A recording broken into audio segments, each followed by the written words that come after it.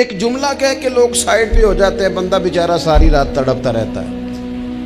ایک فکرے کا تبصرہ کر کے لوگ کونے میں چھپ جاتے ہیں، اور کسی آدمی کے لیے وہ اسے سولی پہ لٹکا جاتے ہیں۔ اب پہلے تو اللہ سے یہ معافی مانگیں کہ رب اس جرم سے ہمیں محفوظ فرمائے۔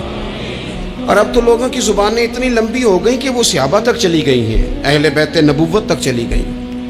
تبصروں کے شوق میں لوگوں نے یہ دیکھا ہی نہیں کہ میری حیثیت کیا ہے اور میں بات کس کی کر رہا ہوں، میری اوقات کیا ہے اور میں تبصرہ کس پہ کر رہا ہوں۔ بے باک ہونا اور بات ہے، اور بدتمیز ہونا، ان دونوں میں فرق ہوتا ہے۔ ابن حزم کہتے ہیں کہ مصر میں ایک تاجر بڑا کامیاب ہو گیا تھا، بڑا کامیاب تاجر ہو گیا۔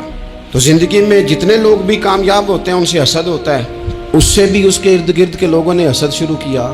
اب تاجروں نے پلاننگ کی کہ اسے خراب کیسے کرنا ہے۔ وہ ایک دن اپنے گھر سے نکلا، سفید کرتا سفید پگڑی باندھ کے باہر۔ اب 5-6 لوگوں نے پہلے سے منصوبہ بندی کی ہوئی تھی۔ ایک صاحب اسے ملے، کہنے لگے ماشاءاللہ آج تو سفید کرتے پر سبز امامہ، سبز پگڑی بڑی ہی اچھی لگ رہی ہے۔ تو وہ ہنس کے کہنے لگا لگتا ہے آپ سو کے اٹھ کے آئے ہیں، پگڑی تو میری سفید ہے۔ اس نے کہا چلو پگڑی تو سبز ہی ہے، باقی آپ نہیں مانتے تو آپ کی مرضی۔ وہ آگے بڑھا، تو اب چونکہ پلاننگ تھی تو ایک شخص اور ملا، اس نے کہا کیا بات ہے، سفید کرتے پر آپ کا پیلے رنگ کا امامہ کیا جچتا ہے۔ اس نے کہا یار کو خدا کا خوف کر۔ ہنس کے کہا کیا ہو گیا، تیری اینک کا نمبر تو نہیں تبدیل ہونے والا ہوا؟ اور بھائی میں نے تو سفید کرتا اور سفید ہی امامہ باندھا ہے۔ اب 2-3 لوگوں کی دفعہ تو وہ مسکرایا، لیکن وہ ڈھیر سارے لوگوں نے منصوبہ بندی کی تھی۔ وہ جب چوتھے کے پاس گیا تو اس نے بھی کہا کہ کیا بات ہے سفید کرتے پر پیلے رنگ کے امامے کی۔ اس نے کہا پیلا کہاں ہے؟ اب وہ غصے ہونے لگا۔ اب وہ چھٹے کے پاس گیا تو اس نے کہا جناب کیا بات ہے سفید کرتا اور کالا امامہ۔ اب وہ غصے میں اتنا باولا ہوا کہ پہلے ہنسا پھر رویا، پھر اسے سمجھ نہ آئی کہ دکان کا تالا کس چابی سے میں نے کھولنا ہے۔ بس وہ شام ہوئی تو اس بیچارے کو بچوں نے روڑے مارنے شروع کر دیے۔ وہ اتنی تکلیف میں آ گیا کہ لوگ اسے پاگل کہنے لگے۔ کیوں؟ اس لیے کہ لوگ منصوبہ بندی، افواہ تھی نا کہ میری طبیعت خراب ہے، تو لوگوں نے حال پوچھ پوچھ کر بیمار کر دیا۔ لوگوں کی باتیں، لوگوں کے تبصرے، لوگوں کے کومنٹس۔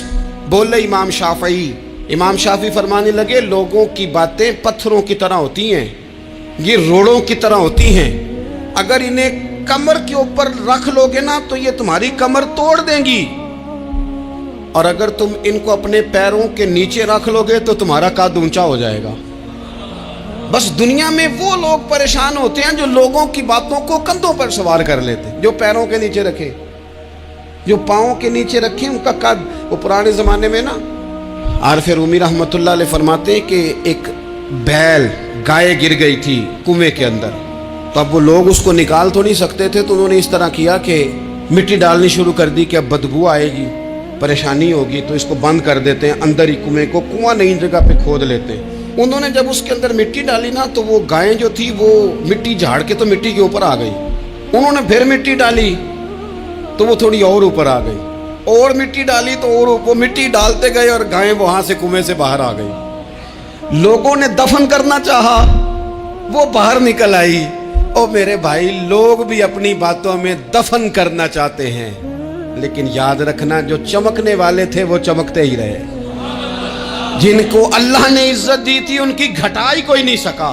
یہاں تو میں نے یہ دیکھا ہے اس معاشرے میں کہ جھوٹے سے جھوٹا آدمی، اس کے بھی فالوور ہوتے ہیں، دغے باز سے دغے باز بندہ، اس کے بھی گویوں کے فالوور، اداکاروں کے فالوور، فلانے کے فالوور۔ اس کا یہ تو بھئی انسان کا مزاج ہے، ہر بندہ کانوں کا کچا ہے، کوئی تھوڑا زیادہ کچا ہے، کوئی تھوڑا کم کچا ہے، تو باتیں تو ہوگی، لوگ منہ میں زبان رکھتے ہیں تو گفتگو تو کریں گے۔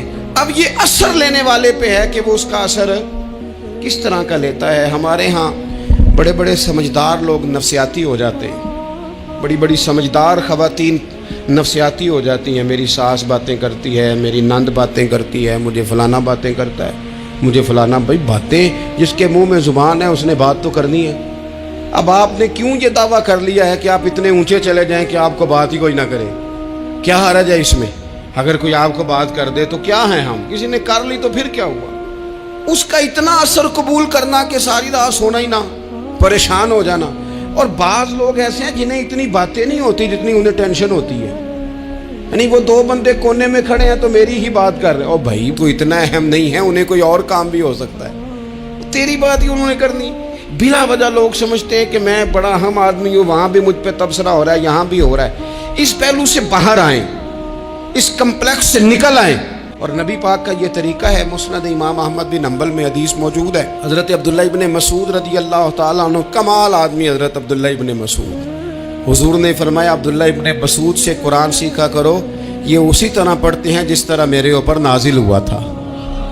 حضرت عبداللہ ابن مسعود کو نبی پاک علیہ السلام نے فرمایا درخت پہ چڑھ کے ذرا میرے لیے مسواک تو اتار دو. حضرت عبداللہ ابن مسعود کی پنڈلیاں پتلی پتلی تھی, ٹانگیں پتلی تھی, وہ درخت پہ چڑھے, ہوا چلی تو کپڑا تھوڑا ہٹ گیا, تو بعض لوگ ان کی پتلی پنڈلیوں کا مذاق اڑانے لگے, معاذ اللہ, دیکھو کیسی باریک باریک پنڈلیاں ہیں, کیا انداز ہے. اب حضور بیٹھے ہیں نا, تو انہوں نے جو بات کی تھی وہ بات بھی درست تھی, پنڈلیاں واقعی پتلی تھی, اور کوئی بھی اس انداز میں دیکھتا تو شاید مسکراتا. جب انہوں نے کہا نا دیکھو پتلی پنڈلیاں, تو حضور نے ہمارے لیے طریقہ کیا چھوڑا, ہمارے لیے سیرت کیا چھوڑی. حضور سید عالم فوراً ارشاد فرمانے لگے, نبی پاک فرمانے لگے چپ کرو, تم میرے عبداللہ کی پنڈلیوں کو پتلا پتلا کہہ رہے ہو نا, قیامت کے دن جب میزان لگے گا اور ان پنڈلیوں کا تمہیں وزن پتا چلے گا, پھر پتا چلے گا میرے عبداللہ کی شان کیا ہے. یہ بڑی وزنی پنڈلیاں ہوں گی, جب ان کا میزان پر وزن تو لگ, تو آپ دفاع کریں. نبی پاک صلی اللہ علیہ وسلم نے فرمایا اگر کسی جگہ تیرے بھائی کی عزت پر حملہ ہو رہا تھا اور تو بچانے پر قادر تھا, اور تو نے اس کی عزت سے اس شر کو روک دیا, کہا نہیں یار ایسی بات نہیں ہے, تم غلط کہہ رہے ہو. فرمایا اگر تم کسی کی عزت کا دفاع کرو گے تو فرمایا جہاں تمہاری عزت خراب کی جا رہی ہوگی, رب وہاں تمہاری عزت کا دفاع فرمائے گا, اللہ تمہاری عزت کا محافظ بن جائے گا. لیکن ہم کیا کرتے ہیں, ہم لوگ باتیں کر رہے ہوتے ہیں تو ہم ان باتوں میں ایک بات اور شامل کرتے ہیں, ہم ان باتوں میں ایک بات اور شامل کر لیتے ہیں, اور انداز اختیار کر لیتے ہیں, اور جو آپ کے حق میں ہے اس نے مخالف نہیں ہونا, اور جو مخالف ہے اس نے کبھی حق میں. چھوڑیں, آپ کس کو قائل کر رہے ہیں, جس کی سمجھ میں آتی ہے وہ قبول کرے, نہیں آتی تو دروازہ کھلا ہے, کہیں اور تشریف لے جائے. ہمارا یہ مزاج بن گیا کہ بلا وجہ کی وضاحتیں بھی بندے کو کمزور کرتی ہیں, بلا وجہ ہم کمزور پڑ جاتے ہیں, تھوڑے بے نیاز ہو جائیں. چھوڑیں, اتنی لمبی زبانیں کھول کے لوگوں نے صحابہ کے بارے میں باتیں کی, باتیں ہو رہی ہیں. لوگ جن کو دبانا چاہتے تھے, آج نہیں صوفیاء کی مخالفت شروع ہوئی, ان کے زمانے میں بھی ہوئی, ان کے دور میں ان کے خلاف کتابیں لکھی گئیں. لکھنے والے خدا جانے کہاں ہیں, اور داتا صاحب ہو رہی ہے, خواجہ صاحب ہو رہی ہے.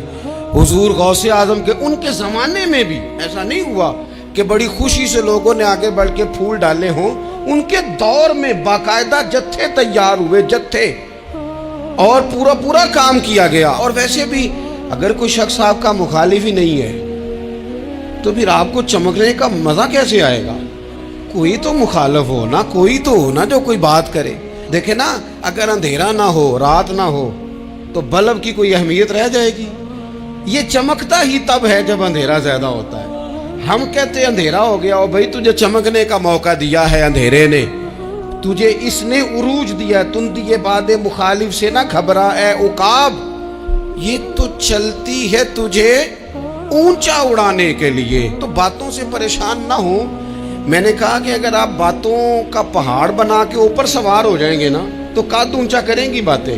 جو بندہ ڈسکس ہونے لگ جاتا ہے وہی تو مشہور ہوتا ہے, اسی کی تو بات ہوتی ہے. دیکھیں کیا ہوتا تھا بھلا مکے میں, کوئی بندہ باہر سے آتا تو ابو جال اسے کھڑا کر کے کہتا حضور کے پاس نہ جانا, تو کہتا پتہ تو کروں بھلا نبی پاک کے پاس کیا ہے, پتہ تو کروں بھلا حضور کے پاس کیا ہے. تو جن سے تعارف نہیں ہونا تھا وہ بھی تعارف کرا رہے تھے رسول پاک کا. تو اس لیے باتوں سے گھبرا جانا. ہاں ایک بات ہمیں کتاب و سنت میں ملتی ہے, اس پر ضرور غور کریں, تہمت والی جگہ سے بچیں, تہمت کا موقع نہ دیں. مطلب بلا وجہ ہی اپنے لیے بحث کا دروازہ کھولنا یہ درست نہیں ہے۔ اپنے لیے ہم نا دروازے کھول لیتے ہیں بحث کے، مفت کی بحث ہو رہی ہے، فلانا بھی ڈسکس کر رہا ہے۔ کچھ چیزیں ایسی ہوتی ہیں جو سب کی سمجھ کی نہیں ہوتی، وہ سب کے سامنے ڈسکس کرنا ضروری نہیں ہوتا۔ حضرت سیدنا ابو ہریرہ رضی اللہ تعالیٰ عنہ فرمایا کرتے تھے، مجھے نبی پاک علیہ السلام نے علم کی 2 تھیلیاں دی ہیں، میں نے ایک کھولی ہے تمہارے سامنے، ایک کھولی ہے، دوسری نہیں کھولوں گا، اس لیے کہ ہر بندے کو بات اس کے ظرف کے مطابق کرنی چاہیے، تو موقع نہ دیں۔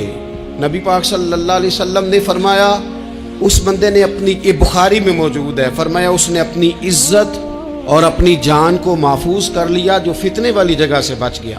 جہاں تہمت لگ سکتی ہے اس جگہ سے بچیں، جان بوجھ کے لوگوں کو موقع نہ دیں باتیں کرنے کا، جان بوجھ کے موقع نہ دیں۔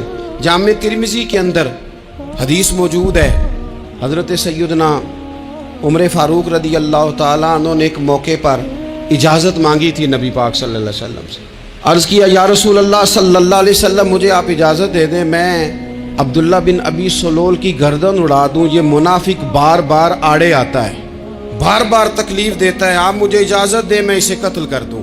تو اب وہ چونکہ کلمہ پڑھتا تھا، ساتھ تو رہتا ہی تھا نا، بہت سارے لوگ اسے مسلمان جانتے تھے، تو حضرت سیدنا عمر فاروق رضی اللہ تعالیٰ عنہ نے اجازت چاہی، کہ یا رسول اللہ صلی اللہ علیہ وسلم اگر آپ مجھے اجازت دے دیں، یہ ترمذی میں موجود ہے، یعنی آپ اس جگہ سے بچیں جہاں تہمت لگ سکتی ہے، جہاں بلا وجہ کسی شخص کو شر پھیلانے کا موقع مل سکتا ہے۔ یا رسول اللہ مجھے اجازت دے میں عبداللہ بن ابی سلول کی گردن اڑا دوں۔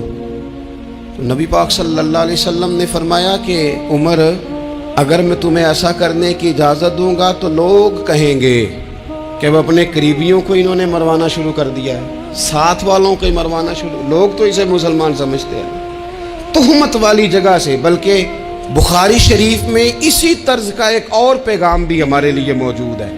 یہ جو حرم شریف آج ہمارے سامنے ہے نا، بیت اللہ شریف، اس میں ایک پیچھے مقام ہے جس کو حتیم کہا جاتا ہے، یہ خانہ کعبہ کا حصہ ہے۔ حضور صلی اللہ علیہ وسلم کے اعلان نبوت سے پہلے جب قریش مکہ نے اسے تعمیر کیا نا دوبارہ سے، تو انہوں نے چندے کا کوئی اس طرح کا مزاج بنایا تھا کہ اس بندے سے پیسے لینے ہیں جس کے بالکل ہی جائز ہو۔ اس ترتیب سے انہوں نے خانہ کعبہ کی تعمیر کی کہ پھر وہ ساری تعمیر نہ کر سکے، حتیم باہر رہ گیا۔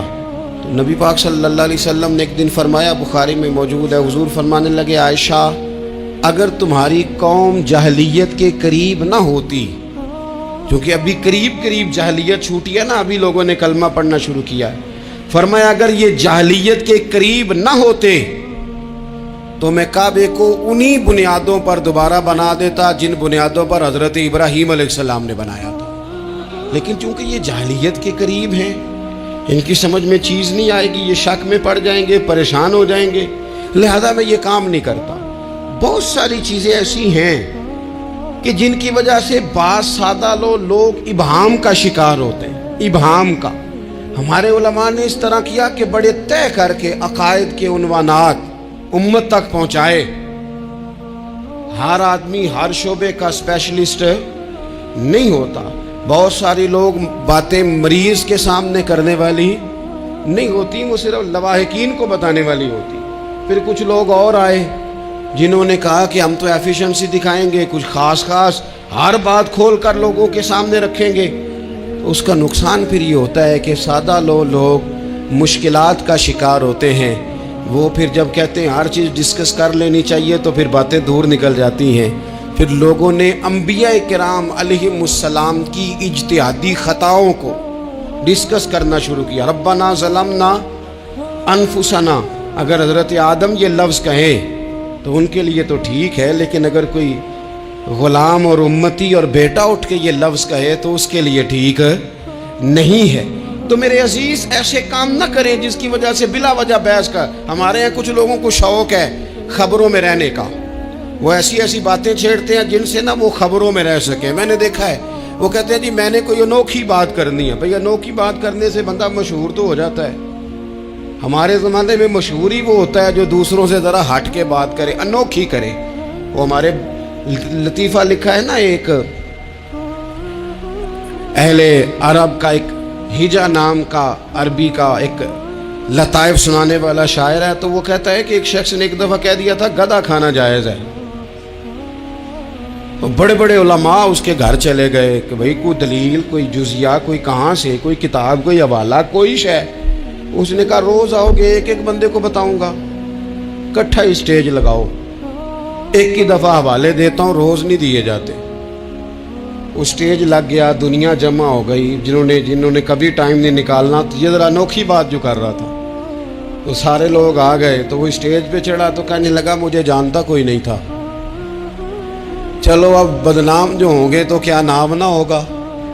اب قیامت تک کہو گے تو صحیح نا، اس مولوی دے گھر جنہیں ایک بار آکھیا نہیں سی گدھا کھانا جائز ہے، چلو بدنام جو ہوں گے تو کیا. تو بہت سارے ایسے لوگ ہیں جو ہیں بدنام، پر چلو نام تو ہو گیا نا. بدنامی صحیح، شرارت صحیح، شیطانیت صحیح، لیکن نام تو ہو گیا. تو اس لیے کوئی ایسا انوکھا کام جس سے لوگوں کی، میں آپ سے بڑی گزارش سے عرض کروں، اعلیٰ حضرت بریلوی رحمۃ اللہ علیہ نا، لالٹین کے اندر مٹی کا تیل جلایا جاتا ہے ہمارے ہاں. تو مٹی کا تیل ظاہر ہے اس سے بدبو آتی ہے، تو مسجد میں وہ جلانا جائز نہیں تھا. تو ایک صاحب ارنڈی کا تیل لائے، وہ خوشبو والا ہوتا ہے، وہ لا کے انہوں نے نا اعلیٰ حضرت بریلوی رحمۃ اللہ علیہ کو لالٹین میں ڈال کے دیا اور کہا کہ یہ مسجد میں اس کو جلاتے ہیں چونکہ اس کے اندر سے خوشبو آتی ہے، بدبو نہیں آتی. تو وہ جو شرعی عذر ہے نا، حضور نے فرمایا کہ جمعے والے دن غسل کر کے آؤ تاکہ کسی کے پسینے سے ایک دوسرے کو تکلیف نہ ہو. کچا لہسن پیاز کھا کے مسجد آنا اس لیے منع کر دیا گیا کہ منہ کی بدبو سے تکلیف ہو. تو مسجد میں کوئی ایسی چیز جو بدبو کا باعث بنے منع ہے. اب انہوں نے وہ تیل لا کے لالٹین میں ڈالا جس سے خوشبو آتی تھی اور لالٹین بھی روشن ہوتی تھی. تو اعلیٰ حضرت فاضل بریلوی رحمۃ اللہ علیہ اپنے اس خادم سے فرمانے لگے کہ اب لوگ تو آئیں گے نا، تو ہمارے علاقے میں تو ساری دنیا مٹی کے تیل سے ہی چلاتی ہے، تو اب آپ نے ایک خوشبو والا تیل لا کے ڈال تو دیا ہے اس کے اندر لالٹین میں، پر یہ لوگوں کو بتائے گا کون کہ یہ تیل وہ نہیں ہے. لوگ تو یہاں سے دیکھ کے جائیں گے اور جا کے کہیں گے کہ اتنے بڑے عالم کی مسجد میں اگر جل رہا ہے تو ہم کیوں نہ جلائیں. تو فرمانے لگے وہ شخص کے حضور پھر حال کیا ہے. فرمانے لگے آپ فرضوں کا سلام پھیر کے دعا سے پہلے لالٹین کے پاس کھڑے ہو جائیں اور جو بندہ گزرے اسے بتاتے جائیں کہ یہ مٹی کا تیل نہیں، یہ مٹی کا تیل نہیں، یہ مٹی کا تیل. ہر شخص کے ذہن تک بات اتر جائے تاکہ لوگ کسی ایسی چیز کا شکار نہ ہو جائیں جس سے کہ ان کے مزاج میں کوئی غیر شرعی چیز عروج پکڑ لے. تو میرے عزیز، ہم نہ کچھ بدگمانیاں لوگوں کے اندر لوگ ڈالتے ہیں. ہمارے ہاں بالخصوص پاکستان میں جب سے سیاسی فرقہ واریت شروع ہوئی ہے، سیاسی، ہماری قوم کا مزاج اتنی بری طرح خراب کیا گیا ہے. ہمارے نوجوان بچے جو بڑے سنجیدہ پڑھے لکھے، ان کی گفتگو اپنے سیاسی مخالف کے بارے میں اتنی لوز کر دی گئی ہے، اتنی کمزور کر دی گئی، اتنی خوفناک کر دی گئی ہے کہ اس طرح تو کبھی نہیں ہوا تھا. یہ مزاج جو لوگوں کو دیا جا رہا ہے، قومیں اپنے اخلاق کے طور پر زندہ رہتی ہیں. بد اخلاقیاں کبھی بھی انسانوں کو اونچا کر سکتی، پیچھے رہ جاتے ہیں لوگ. تہذیب کسی سوسائٹی کا حسن ہوتا ہے، اور اگر ایک سیاسی مخالف کے لیے آپ کا یہ والا مزاج بن جائے، اپنے سیاسی قد کو اونچا کرنے کے لیے آپ ان چیزوں کا سہارا لیں، یہ درست نہیں ہے. اخلاقی رویے میں کہوں گا کسی بھی سیاسی جماعت سے وابستگی ہے وہ 100% رکھے جو اس کی سمجھ میں آتی ہے، لیکن اپنے اخلاقی مزاج کو کبھی کمزور نہ ہونے دیں، اخلاقی رویہ کبھی کمزور نہ ہونے دیں. یہ کیسے ہو سکتا ہے؟ دیکھیں، ابو جہل، ابو لہب، عتبہ، عتیبہ، شیبہ، وہ وہی باتیں کر سکتے تھے جو ان کے مزاج کی تھیں، جو آج تک لوگ کسی بھی دیندار کے بارے میں کرتے ہیں. تو انہوں نے وہی باتیں آ کے کی تھی جناب ابو طالب کے ساتھ. انہوں نے کہا تھا کہ اگر معاذ اللہ ان کو دولت چاہیے تو ہم دیتے ہیں. بڑے سے بڑے مخلص آدمی پر آج لوگ دعویٰ نہیں کرتے کہ دولت کے لیے لگا ہوا ہے. انہوں نے کہا دولت چاہیے تو دیتے ہیں، اگر کسی خاتون سے نکاح کرنا چاہتے ہیں تو کرا دیتے ہیں، سرداری چاہیے تو دے دیتے ہیں. اب یہ سوچ ہی اتنی ہے، اس سے آگے جاتی نہیں. وہ معاذ اللہ حضور کے بارے میں اور بھی باتیں کرتے، یہ شاعر ہیں، یہ جادوگر ہیں، یہ فلاں ہیں. لیکن میرے نبی پاک علیہ الصلوۃ والسلام نے کبھی بھی ان کی ذاتی زندگی کو ڈسکس نہیں کیا، کبھی نہیں کیا. ابو جہل شراب پیتا تھا، لیکن حضور نے کبھی سوسائٹی میں یہ بات لوگوں کے سامنے بیان نہیں کی. وہ لوگوں کے پیسے دبا لیتا تھا. کئی جگہوں پہ حضور نے پیسے نکلوا کے دیے, لیکن جگہ جگہ گلی گلی کھڑے ہو کے حضور نے یہ نہیں فرمایا کہ یہ اس طرح کا ہے. آپ اپنے مخالفین کے بارے میں ضرور کلیم کریں, ثبوت کے ساتھ ضرور بات کریں, یہ ضروری ہے, لیکن آپ کا رویہ اتنا گرا ہوا نہیں ہونا چاہیے کہ لوگ سمجھیں کہ یہ قوم تو اخلاق سے ہٹ گئی ہے. آپ اختلاف کریں, لیکن اختلاف کے بھی آداب ہوتے ہیں. اس ادب کے دائرے کے اندر رہ کے صحابہ کے بیچ بھی رائے کا اختلاف ہو جاتا ہے, ہو جایا کرتا ہے. حضور اس اختلاف کو قبول کرتے, بھئی ہو جاتا ہے رائے کا اختلاف اپنوں میں, لیکن اس کے اندر انسان توہین پہ اتر آئے, اس کا لہجہ اس طرح کا ہو جائے جس طرح کی بازاری گفتگو کی جاتی ہے, تو محسوس ہوتا ہے کہ یہ تربیت کا فقدان ہے. یہ لہجے باوقار لوگوں کے نہیں ہوا کرتے. لہجے کو کبھی برا نہ ہونے دیں, انداز کو. لوگ آپ کو چھیڑیں گے, اپنی جگہ پہ کھینچ کے لانے کی کوشش کریں گے, بڑا کچھ لوگ کریں گے, لیکن آپ اپنی جگہ سے آپ تبدیل نہیں ہوں گے. آپ کہیں گے یار میرا ایک معیار ہے, میری ایک حیثیت ہے, میں اپنی حیثیت چھوڑ سکتا, میں اپنی حیثیت نہیں چھوڑ سکتا. ہر بندے کو آپ ڈسکس کریں گے. تو تہمت والی جگہ سے ضرور بچیں, بدگمانی سے ضرور بچیں, لیکن ہر شخص کو اس کے معیار کے مطابق اتر کا جواب دینا یہ باوقار لوگوں کا سٹیٹس نہیں ہوتا. وہ کہتے ہیں جا بات کر, جا کے تو کون ہوتا ہے, تیری بات کریں اب ہم ہر شخص کے منہ لگیں, یہ کیسے ہو سکتا ہے. نبی پاک صلی اللہ علیہ وسلم گزر رہے تھے, صحیح بخاری میں موجود ہے. آپ کی اہلیہ حضرت صفیہ رضی اللہ تعالیٰ عنہ آپ کے ساتھ تھی. رات کا وقت تھا, حضور گزر رہے تھے, تو صحابہ کچھ کھڑے تھے, تو حضور نے ایک کو بلا کے کہا کہ یہ میری بیوی ہے, صفیہ ہے. عرض کرنے لگے حضور مجھے میری ماں روئے, میں کوئی آپ کے بارے میں بدگمانی کرتا. تو حضور نے جواب میں کیا کہا, محبوب فرمانے لگے جس طرح رگوں میں خون گردش کرتا ہے نا, شیطان بھی اسی طرح ہی گردش کرتا ہے. گویا حضور بتا رہے ہیں کسی وقت بھی بدگمانی پیدا کر دیتا. میں تمہیں بتا رہا ہوں کہ اپنی اہلیہ کے ساتھ جا رہا ہوں, میری بیوی ہے. کوشش کریں کہ آپ اس جگہ سے بچیں جہاں باتیں ہو رہی ہوں.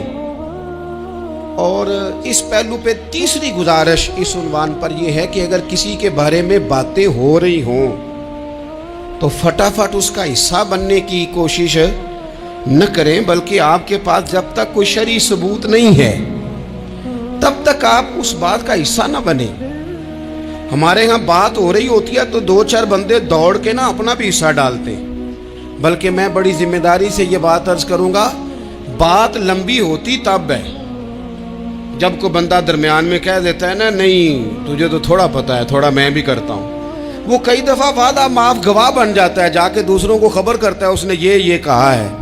حالانکہ بندہ اس سے پوچھے کہ اگر انہوں نے کہا تھا تو اتنا سجن تھا تو وہاں جواب دے کے کیوں نہیں آیا, تجھے چاہیے تھا وہیں جواب دیتا, وہیں جا کے جواب دے دیتا.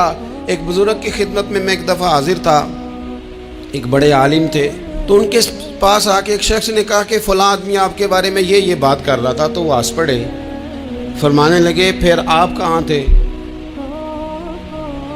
کہنے لگے میں وہیں تھا. فرمانے لگے میرا اور آپ کا رشتہ کس طرح کا ہے؟ کہنے لگا جی میں تو شاگرد ہوں, ارادت مند ہوں. تو فرمانے لگے پھر آپ میرے پاس سوال لے کے آ گئے ہیں, آپ نے وہاں جواب کوئی نہیں دیا. فرمانے لگے اب تو میرے سامنے بیٹھ, پہلے اس سوال کا جواب میں تجھے دوں, پہلے تجھے قائل کروں. اگر تو قائل ہوتا نا تو پھر تو یہ بات لے کے میرے پاس نہ آتا, پھر تو وہاں تو کلیئر کر آتا. تیرے اندر کجی ہے, تو بات کا حصہ بنا ہے, اور میرے نزدیک اس سے بڑا تو مجرم ہے کہ تو نے بات کو سنا ہے. وہ تو کوئی ہے, اور تو اپنا تھا, تو نے اپنا ہو کے یہ باتیں سنی, تو نے ہاں کی, تو وہاں بیٹھا رہا, تو اپنا تھا. اور حضور نے فرمایا محبت تو بندے کو اندھا بہرا اور گونگا کر دیتی ہے. جو کسے دا عاشق ہوئے ہوتے گالو سے دی کردا ہے, 100 مکر بہانے کر کے او دے مرنے مردا ہے. تو نے سن کیسے لی, تیرے کانوں نے گوارا کیا؟ پہلے تو مطمئن ہو نا. تو اگر مطمئن ہوتا تو بات آگے وہیں جواب دے کے آتا. جب تو ہی غیر مطمئن ہے تو میں کسی اور کو کیا جواب دوں؟ تو مدد کریں اپنے بھائی کی اس معاملے میں کہ اگر آپ کلیئر ہیں تو پھر آپ اسے وہی کلیئر کریں, کہیں یار میری بات سن, یہاں تک تو بات ٹھیک ہے, اس بات کا میں گواہ ہوں, یہ ہو سکتی نہیں. کچھ بے نیاز بنے, طبیعت کوئی بے نیاز, ہم نہ بے نیاز نہیں ہوتے، ہر بات کو سوچتے ہیں، ہر بات کی وہ جی وہ فلانے نے پتہ کیا کہا ہے، تو بڑی معذرت سے بالخصوص خواتین کا مسئلہ ہوتا ہے، وہ کہتے ہیں پوری دسو، نہیں دسو نے آنکھیں کی بھئی آپ نے کیا کرنا ہے، اس کے لیے پھانسی کا حکم لگانا ہے آپ نے، چھوڑ دے، بات ہو گئی، ختم ہو گئی۔ اپنی زندگی میں تھوڑی سی بے نیازی بھی پیدا کریں، تھوڑی سی بے نیازی، ہر ایک کی بات سننا، ہر ایک کی بات پر غور کرنا، ہر بندے پر تبصرہ شروع کر دینا، وہ تو تکلیف آ جائے گی۔ وہیں سے جہاں سے بات شروع کی تھی پھر وہیں لاتا ہوں کہ باتوں کا اثر لیں لیکن صرف خیر کی باتوں کا اثر لیں، لیکن صرف اچھے لوگوں کی باتوں کا۔ ہر ایک کی بات کا اثر لوگے، لوگ دو قدم نہیں چلنے دیں گے۔ اور دوسرا، میں آپ کو بڑی ذمہ داری سے عرض کرتا ہوں، ہم ویژن والے لوگ ہیں، ہماری 1400 سال کی تاریخ ہے، ہم ویژن والے لوگ ہیں۔ یہ نہیں ہے کہ ادھر ایک بندہ آیا تو تھوڑی سی ہم اس کے پیچھے چلے جائیں گے، پھر کل ایک اور آئے گا تو تھوڑا سا اس کے پیچھے چلے جائیں گے۔ یہ تو وہ لوگ ہوتے ہیں جن کے پیچھے بنیاد نہیں ہوتی، اور جن کی پوری بنیادیں ہونا۔ وقت زیادہ ہو گیا، ورنہ میں آپ کو اپنی سند پڑھ کے بتاتا کہ ہماری سند امام بخاری تک کیسے جاتی ہے اور امام بخاری کی رسول پاک تک کیسے جاتی ہے۔ یہ تو ایک تسلسل ہے۔ تو اس لیے بڑی جلدی آزمائش کا شکار نہ ہوا کریں۔ باتیں کس لیے ہیں؟ جو بندہ ویلا ہے اس نے بھی 4 باتیں، تو ہر بات کا اثر نہ لیں۔ بالخصوص جوانوں سے کہتا ہوں، ٹارگٹ اچیو کرنے کے لیے سب سے پہلے تو مقاصد کا تعین کرے، جانا کدھر، اور پھر اس پہ لگ پڑے۔ باتیں ہوتی رہیں گی لیکن باتوں کو پشت پہ سوار نہیں کرنا، باتوں کو پاؤں کے نیچے رکھنا ہے، قد اونچا ہو جائے گا، قد اونچا ہو جائے گا۔ پشت پہ سوار کرو گے تو گردن ٹیڑھی کر دیں گے۔ آپ بس بڑھتے جائیں۔ گھوڑا جب دوڑتا ہے تو اس کے پیروں کو جھاڑیاں لگتی ہیں، لیکن اگر دوڑتا رہے تو کوئی جھاڑی کہیں رہ جاتی ہے، کوئی کہیں رہ جاتی ہے۔ باقی مخلوق کرتی ہے باتیں، وہ کرتی رہے گی۔ آپ آگے بڑھیں، سفر کرتے رہیں۔ بہت سارے باتیں کرنے والے وہیں رہ جاتے ہیں اور کام کرنے والے کہیں کے کہیں پہنچ جاتے ہیں۔ باتیں کرنے والوں میں سے نہ ہوں، کام کرنے والوں میں سے ہوں۔ اللہ توفیق عطا فرمائے۔ آخر دعوانا الحمدللہ رب العالمین۔